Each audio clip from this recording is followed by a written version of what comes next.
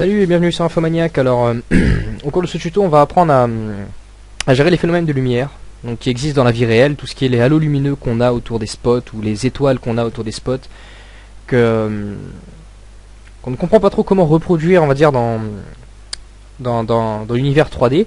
En fait, tout ça se passe au compositing, c'est ce qui est le plus simple et c'est ce qui est dans le meilleur rendu. Donc, je vais vous montrer comment reproduire justement ces phénomènes donc, dans l'univers 3D, puisqu'ils existent dans la vie réelle. Alors, autant savoir. Donc on va voir aujourd'hui un petit nœud qui est assez utile, c'est le Glare, enfin un petit plugin qui s'appelle Glare, qui va nous faire, qui regroupe pas mal de phénomènes de lumière.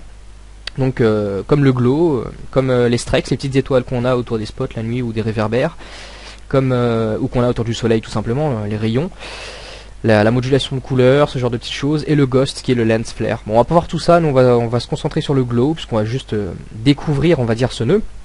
Puisque plus tard je ferai un tutoriel pour vous montrer comment faire votre propre plugin, votre propre module qui va vous permettre de faire instantanément tous les calculs qu'il faut pour reproduire la lumière du soleil et ce genre de choses.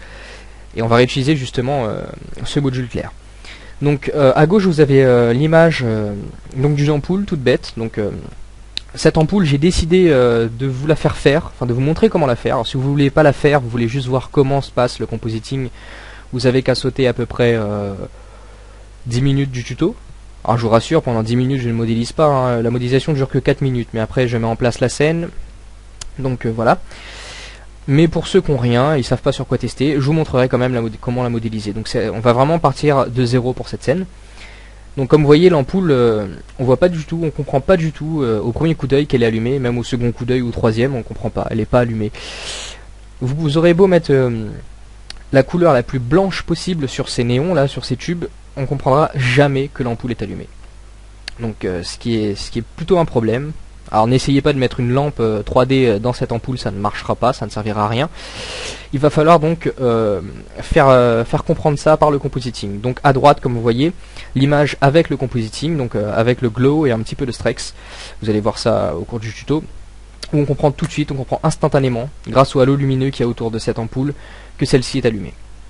Donc je vais vous montrer comment produire ça. Alors je vais vous montrer juste que le système nodal est pas bien compliqué, donc c'est vraiment un petit système tout simple. Donc avec un masque qu'on a déjà vu, on a déjà vu comment faire ça, et deux modules Glare qui va nous permettre de faire la modulation de couleur et l'halo lumineux. On ajoute tout ça à notre image et c'est fini. Donc je vais vous montrer comment utiliser ces modules justement et comment faire toute cette scène entièrement, tout simplement. Donc voilà, bon, on va partir sur un nouveau projet. Ok, alors on va faire notre scène. Alors c'est de la modélisation assez rapide, donc si vous comprenez pas ce que je fais, je vous conseille de suivre les autres tutos. Auquel cas de toute façon j'explique quand même un petit peu. Alors faites juste attention que votre curseur 3D soit au centre. On supprime le cube. Vue de face, orthographique. Je vais ajouter un simple plan. Je vais garder un seul point. Voilà. Et je vais attaquer la modélisation. Donc j'ai extrudé. Faire un petit arrondi. Ce point, il faut le placer exactement sur la ligne, donc je vais mettre son X à 0. Très bien. Voilà, celui-là maintenant. Hop. Encore un petit arrondi s'il le faut. Voilà, on va extruder un peu. Un petit arrondi. Hop. Ensuite, donc on va rapprocher ça de la ligne. Celui-là, ça fera notre fil, donc on va l'extruder et tout simplement le tirer vers le haut. Peut-être le rapprocher un peu de la ligne pour réduire l'épaisseur de ce fil. Très bien. Alors, on va tout sélectionner, se mettre en vue de dessus, faire un simple spin sur 360 degrés. On va mettre 24 étapes. On va regarder ce que ça donne. C'est plutôt pas mal. Ok, donc on sélectionne tout, remove double, on passe en mode objet, smooth, pour garder certaines arêtes marquées, un petit edge split, et voilà. Très bien. Maintenant on va s'attaquer à l'ampoule proprement parlé. Ça va être assez simple à faire. Alors, pour suivre plus facilement, je vais faire une rotation de 180 degrés de tout ça pour faire notre ampoule dans le bon sens. Alors on va ajouter une courbe de Bézier. On va l'aligner à la vue. Très bien. On passe en mode edit, on sélectionne tout ce qu'il y a sur cette courbe, et ici, dans cette spline type, on va le passer en poly. On va supprimer quelques points, histoire d'en garder que 2. Voilà. Partant de là,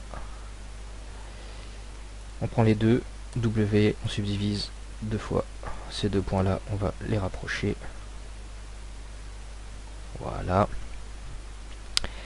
Et hop, ces deux là, pareil, on va les rapprocher.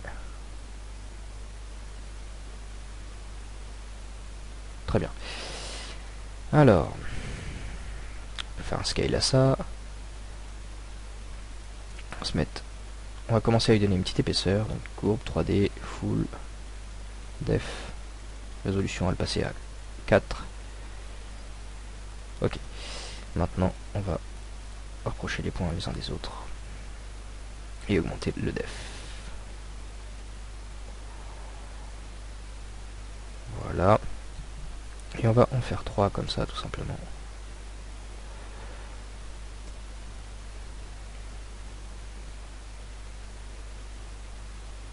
Très bien. Hop. On vide dessus. On place un comme ça. Shift D. Petite rotation. 45 degrés normalement. Un comme ça.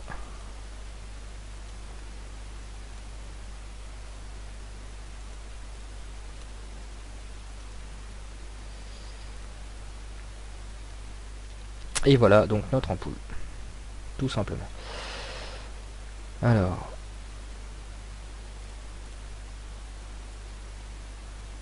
Oui, ça va, ça ira bien. Très bien. Alors, donc du coup, on va prendre tous ces morceaux et le lier à la base. CTRL P, set parent to object. On va prendre cette base, vue de face, et le remettre dans le bon sens. Voilà, ni plus ni moins, une modélisation assez simple. Pas trop se prendre la tête. Très bien. On va placer notre caméra, donc ici, CTRL Alt 0 pour placer. Très bien. On va placer la vraie lampe 3D. Nulle part en fait, on va la supprimer tout simplement. Et je vais juste mettre une ambiante occlusion pour avoir un éclairage. Donc rendu, ça nous donne ça. Ambiante occlusion est peut-être un peu fort.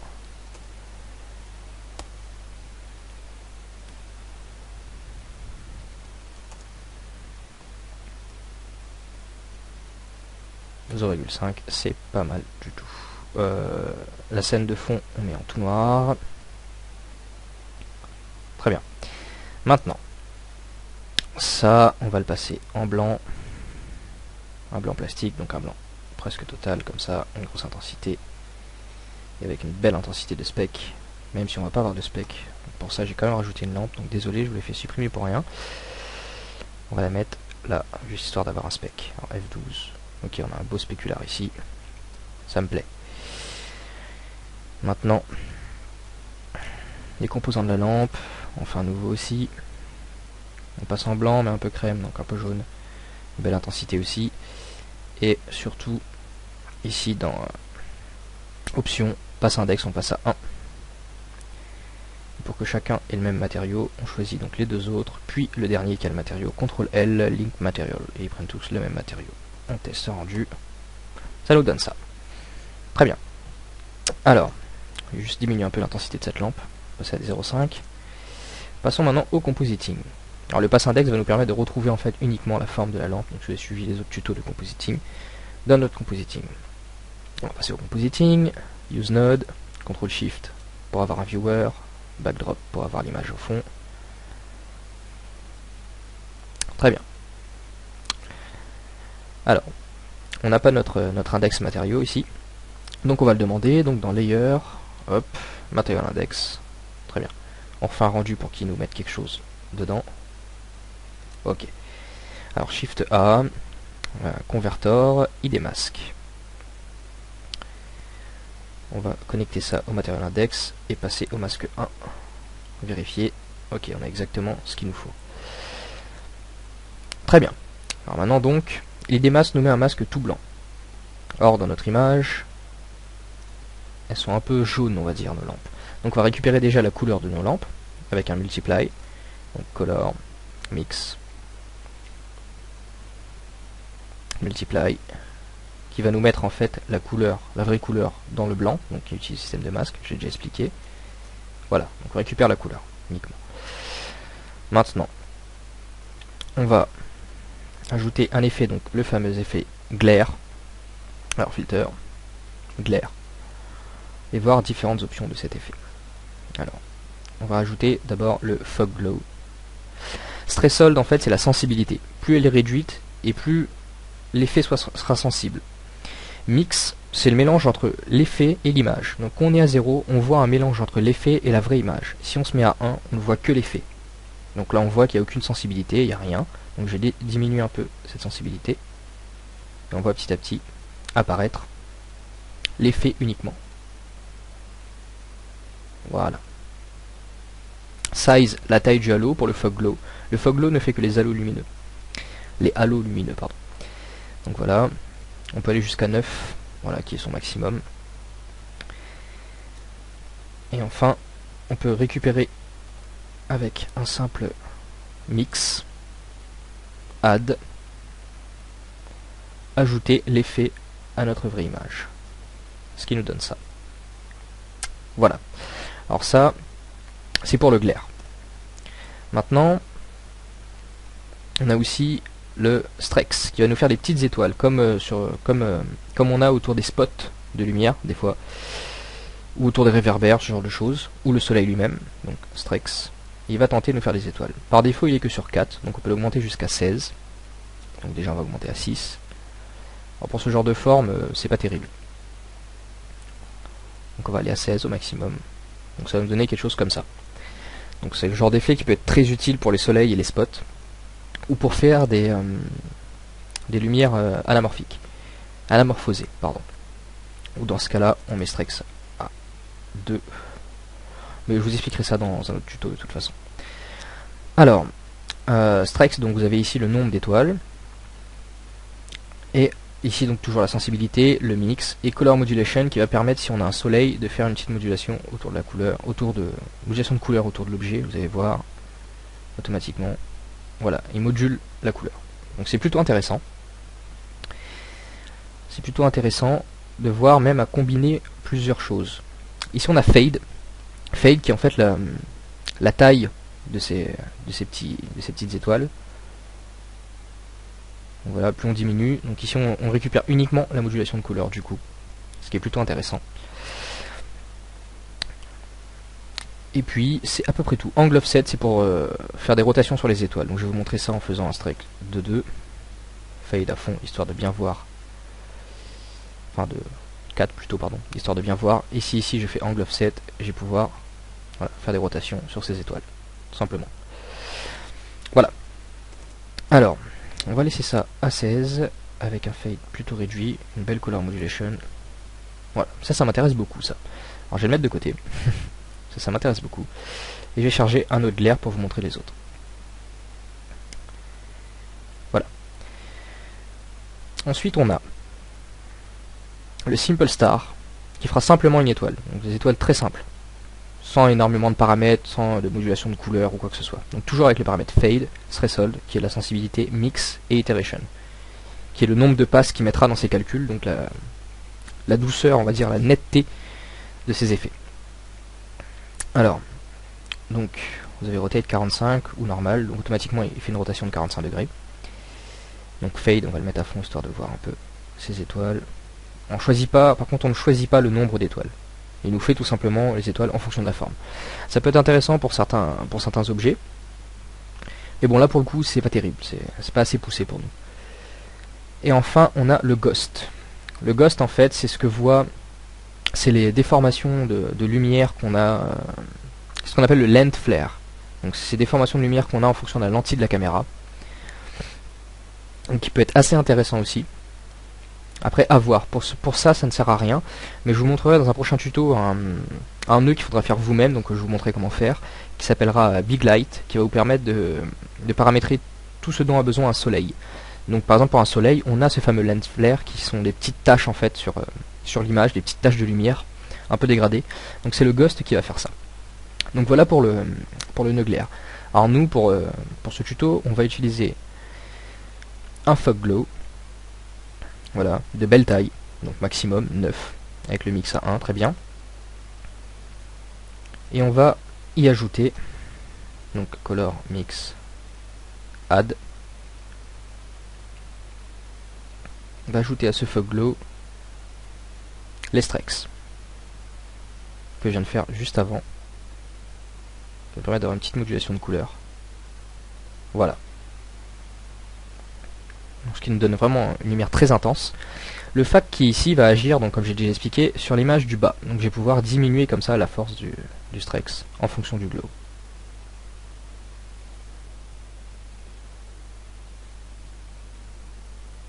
Voilà. Histoire de garder quand même la géométrie de l'ampoule à la base, qui est assez intéressante. Donc voilà pour ce tuto, donc relativement simple, donc je vous réexplique vite fait le système. Alors sans oublier de connecter quand même Compositing à la toute fin si on veut avoir l'effet. Alors rien de fabuleux, hein. Le but c'est uniquement de vous expliquer l'utilité du nœud glaire qui fait en fait tous les systèmes de lumière, tous les phénomènes de lumière les plus rencontrés. Donc voilà.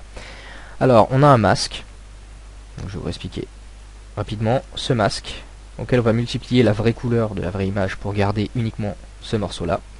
On va le lisser ce masque, hein, smooth. Moi je le conseille, là pour le coup c'est pas très utile mais je le conseille. Tout simplement. Maintenant, à ce morceau d'ampoule, on va lui affecter un glow pour avoir un halo lumineux. En laissant mix à 1, histoire d'avoir que l'effet. On va lui affecter un strex pour avoir cette modulation de couleur assez intéressante. Et on va ajouter le glow et le strex, ce qui va nous donner ça. Sauf que là je suis un facteur de 10, bon je vais vous mettre un facteur de 0,5 pour mieux voir. Donc ce qui va nous donner ça, donc le glow uniquement, le strex tout seul, un petit mélange des deux. C'est subtil mais c'est plutôt intéressant. Et finalement on va lui ajouter donc cet effet à notre image de base. Donc on pourrait aussi mettre le strex à fond, enfin à fond, à 1, et diminuer en fait l'effet général, parce que ici c'est l'effet de tout ça, histoire de récupérer un peu la géométrie. Voilà, par exemple. Donc on va garder notre modulation de couleur, mais garder notre géométrie aussi. Donc voilà pour ce tuto, j'espère avoir pu vous aider, et puis à bientôt pour un nouveau tuto.